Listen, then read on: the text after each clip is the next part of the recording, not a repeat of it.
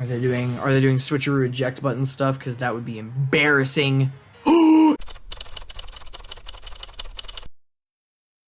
Bowerdad here, and welcome to Why Did I Lose, the video series where we learn and grow together by watching me lose a ton of games. Now, in this particular game, we're going to see that my Dynamax is lost almost immediately. So it's going to be a big focus on how to approach a game when you know your opponent's Dynamax is coming and you don't have your own to counteract it. Let's check it out. My opponent opens up with Whimsicott and Rillaboom. I lead with Incineroar and Regieleki. Openings like this are always really awkward. We have a little bit of damage potential, but for the most part, this is a pretty passive lead from both of us. There's fake out pressure from both sides. I ultimately opt to U-turn off of the Rillaboom and do hard swap my Regieleki for Landorus. I'm not going to participate in the fake out wars. I'm simply going to reposition and get ready for turn number 2. Whimsicott will get Tailwind up. I could have conceivably stopped this with a fake out, but I didn't really have a strong follow-up to KO the Whimsicott, so I thought better of it. Landorus takes a crippling 13 damage. My opponent sends Rillaboom back in favor of their Yveltal. So the Intimidates ended up being sort of a wash, and everyone is repositioned for turn 2. My Incineroar is going to go back in favor of my Tornadus. Going into turn 2, it looks like both my opponent and I have an opportunity to go on the offensive should we choose to do so. I figure my Landorus has an advantage over the Yveltal, so I'll pick that Dynamax button right away. I toy with the idea of doing Airstream to the Whimsicott. I do decide to max Rockfall the Yveltal instead. During the Dynamax animation, I thought, wow, wouldn't it be embarrassing if this Whimsicott was actually eject button? Sucks to be right. Sucks to be right. But wait, it actually gets worse. You'll see my Tornadus set up the Tailwind here. I will get to Rockfall, narrowly missing picking up that KO off of the Yveltal. Weakness policy activates, and then the following happens. A Heat Wave. Tornadus will dodge it, however Landorus will not. Not only will Landorus not dodge it, he will get burned by it. So not only do I lose my Dynamax, Landorus gets sent packing into its Pokeball, it also does so with a burn. Regieleki comes up to the front from the back row, and now I gotta figure out what to do. The first 2 turns were disastrous, however this turn is going to be a bit more straightforward and will go more or less in my favor. I decided to set Rain with Tornadus with the idea that I will start spamming lots of saucy Hurricane goodness. My Regieleki will use Electro Web to get some chip onto that Whimsicott and to finish off the Yveltal. Happens pretty much how I would expect, which is excellent. Something's going my way for this game. Yveltal will faint and will be replaced with Rillaboom after Whimsicott gets some decent damage thanks to the Life Orb that it stole from my Landorus. Rillaboom does come out. I'm not sure if I can get away with doing a Hurricane here, but I do try it anyway. And I swap out the Regieleki for Incineroar to mitigate whatever Rillaboom is going to do. I'm going to watch this unfold here. Speed up the game a little bit. Rillaboom does fake out, so I don't get away with it. Alas, Whimsicott will use Dazzling Gleam for a little bit more chip damage. In this turn, I try to go after Rillaboom very aggressively because I know it's a threat. Again, try to Hurricane the Rillaboom, try to U-turn against the Rillaboom. I think it's U-turn that I do here. Yeah, I will U-turn against the Rillaboom. But Rillaboom doesn't stick around. Rillaboom swaps out for Comfy. So Comfy's going to take a Hurricane, which is a pretty good amount of damage. And Incineroar is going to U-turn. Now, I made a mistake here, which I will discuss more here in a second. I swap out Rillaboom for Regieleki, not realizing that Whimsicott has not taken its turn yet. So this Dazzling Gleam is going to happen, and I lose Regieleki for free. I don't think the critical hit matters here. I lost Regieleki, and it's a sad day. The Tailwind goes away. Just a second ago, I pointed out that the critical hit against Regieleki likely didn't matter. It was probably going to get KO'd anyway. But something else very important that we learn in that last turn is that as soon as Comfy shows up, we know that my opponent wants to Dynamax their Rillaboom this game. Because of that, I need to keep my Pokemon count up so I can keep up that Intimidate cycling with Incineroar and Landorus in the late game. This makes the sacrifice of Regieleki really, really tragic because not only does it allow me more room to do that cycling, but also it could have set up Reflect in the late game, which would have been huge for the end game that I was likely marching towards. All right. At this point, it's still Whimsicott Comfy with Rillaboom in the back. Now, I struggle a lot with what I'm going to do on this turn.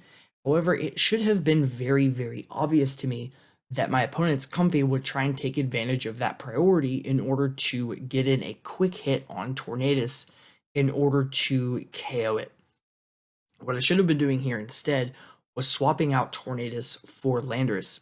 Instead, what's going to happen here is I'm going to fake out this Whimsicott, but not before Comfy gets a Draining Kiss, knocking out Tornadus. Sad defeat. Gets fainted. My Landorus will come in to replace it after the fake out happens. And at this point, I've lost the only tool that I really had against my opponent's Rillaboom, and that's the ability to swap out these Intimidates over and over again in order to lower that attack power. This next turn, I'm trying to deal as much damage to Comfy as I possibly can, because that's part of the end game that I actually did understand, other than sacrificing my Pokemon needlessly. I do know that I need to get rid of Comfy as quickly and effectively as I possibly can, because if we end up with Comfy Rillaboom out at the end of the game, I'm super done for. Super done for. Not just regular done for. Whimsicott's going to get that Tailwind back up, and Landorus is going to go in the air. Going into... No, Incineroar is going to Burning Jealousy first. We're going to get a bit of damage.